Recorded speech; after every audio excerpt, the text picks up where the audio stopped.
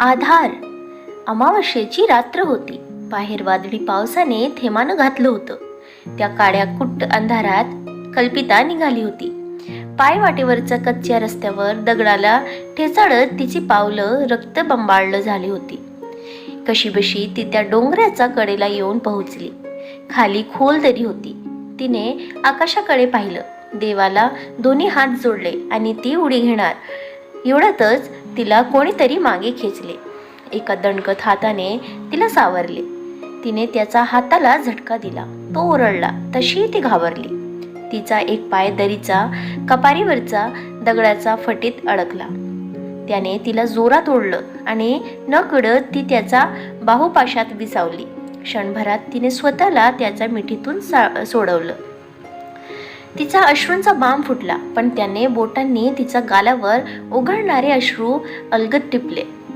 डोंगरावरच्या एका दगडावर त्याने तिला बसवलं. त्याच्या तोंडून शब्द बाहेर पडले. वेडी आहेस तू? काय काय करायला निघालीस होती? तिचे अश्रू काही केला थांबत नव्हते. तो म्हणाला, फुटू दे बाण तुझ्या अश्रूंचा, तरच तुझा दुःखाचा निचरा होईल. त्याने मान खाली घातली आणि तो विचार करू लागला. खरोखर हिने किती सोसले. तिचा डोळ्यांसमोर भूतकाळ तरळत होता. लहानपणापासूनच एकाच चाळीत राहणारा तिचा बालपणीचा मित्र विशाल. एकाच शाळेत, एकाच वर्गात ते दोघे.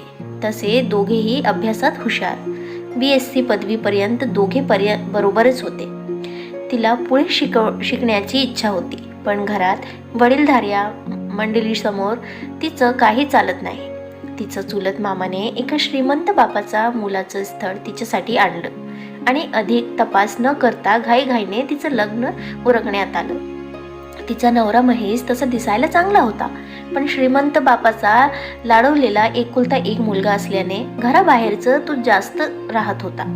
रात्री तो पिऊन यायचा, तिच्यावर श्वंस घ्यायचा आणि तिला मारझोड करायचा. तिच्या आईवडिलांची परिस्थिती जेमतेम होती. ती सर्व मुकाटपणाने सहन करत होती. तिला 2 लहान गोडचं अशी एक मुलगा आणि एक मुलगी होते. मुलगा श्रेयस आणि मुलगी स्नेहा तिचे जीव की प्राण होते. घरात म्हातारे सासू सासरे, माई व आबासाहेब, 2 दीर संजय व सुजय आणि एक नणंद आरती असं भरलेलं संयुक्त कुटुंब तिचं होतं. घराची सर्व जबाबदारी तिच्यावरच होती. खानदानी श्रीमंती असल्यामुळे घरात कोणीच काम करत नव्हते. माई व आबासाहेब एका खोलीत, तर संजय आणि सुजय दिवसभर घरात TV आणि DJच्या तालावर नाचत राहायचे. तर आरती वेडसर असल्याने दिवसभर भातुकलीचा खेळ खेळत पसारा करून ठेवायची. कल्पिता शोषिक होती, लाजरी बुजरी होती. लग्नाला जेमतेम 10 वर्ष झाली होती, पण परिस्थितीने तिला प्रौढ बनवलं होतं. दिवसभर घरातल्या कामाचा ओझा तर घरातल्या सगळ्यांना सर्व जागेवर देऊनही तिच्यावर डोळे रोखलेले असायचे. महेश तर घरात नसायचा, पण संजय, सुजय व आरती तिला वेळातच काढायचे. महेश रात्री पिऊन आला का त्याच्यासमोर तिच्या चुका काढायचे. मग आई आबासाहेबांना तिचा कळवळला यायचा, पण मुलांच्या विषारी नजरेसमोर ते दोघेही थांबत नव्हते. दिवसा मागून दिवस जात होते. आता तरी सुखाचे क्षण आपल्या आयुष्यात येतील असं कल्पिताला वाटू लागलं, पण नियतीला ते मान्य नव्हतं. एक दिवस रात्री अचानक माईंना हृदयविकाराचा झटका आला आणि हॉस्पिटलमध्ये नेण्याचा आतच त्यांचा मृत्यू झाला. महेशला आईविषयी जिव्हाळा होता. आई अचानक गेल्याने तो अधिकच दुखावला. आपल्या बायकोनेच आपल्या आईला मारलं असा त्याचा गैरसमज झाला आणि तो कल्पितावर अधिकच राग काढू लागला. आईचा अचानक जाण्याचा धक्का त्याला सहन झाला नाही. तो अधिकच संशयाने तिच्याकडे पाहू लागला. घरात दररोज कोणी येतं, कोणते पदार्थ घरात शिजवले जातात, त्याच्या सततच्या पाळतीने कल्पिता वैतागली. त्यात संजय आणि सुजयने व आरतीने अधिकच भर टाकली. आता तिला घर तुरुंगासारखे वाटू लागले. माईच्या निधनानंतर काही दिवसातच आबासाहेबांनी डोळे मिटले. आता घरात वडीलधारे कोणी नसल्याने तिला एकटे वाटू लागले. एका कोपऱ्यात जाऊन ती रडायची आणि तिचे चिमुकले त्यांच्या इवल्याशा हाताने तिचे अश्रू पुसायचे. तिचं मन अनेकदा बंड करू लागलं, पण काही वडिलांचे संस्कार तिला शांत राहायला लावत होते. पण नीतीने तिच्या आयुष्यात काही वेगळंच आखून ठेवलं होतं. महेशच्या डोक्यात सैतानी कल्पना थेमानं घालत होत्या. या घरात तुझी बायको देखील बरोबरीचा हिस्सा मागेल अशी एक शंका महेशच्या मनात उतरवण्याचं काम महेशच्या भावांनी संजय व सुजयने आणि आरतीने केले. एका दिवस असा उजाडला. कल्पिता सकाळी लवकर उठून बाकीचं घरकाम आटोपून किचनमध्ये नाश्ता बनवत होती. तिची दोन्ही मुलं अंगणात खेळत होती. ती संधी महेशने साधली. महेशने मागून तिचे 2 हात पकडले तर एका दिराने अंगावर रॉकेल ओतले. दुसरा काडी लावणार इतक्याच कल्पिता सावध झाली. तिने महेशच्या हातांना जोरात झटका दिला. घराच्या मागच्या दरवाजातून ती जोरात पडाली. पाठलाग होईल म्हणून घरापासून दूर एका पडक्या मंदिराचा तिने आश्रय घेतला. जीव मुठीत धरून एका कोपऱ्यात ती लपली. अंगावरचा एका साडीवर ती बाहेर पडली होती. घरी जावं तर तिची वाट पाहणारा तिच्या चिमुकल्याशिवाय दुसरं कोणी नव्हतं. दिवस कसाबसा तिने घालवला. संध्यावेळी ती निघाली. ती पायी चालत होती पण तिला पाठीमागून कोणीतरी तिचा पाठलाग करत असल्याचे दिसले. आता अंधार गडद झाला होता.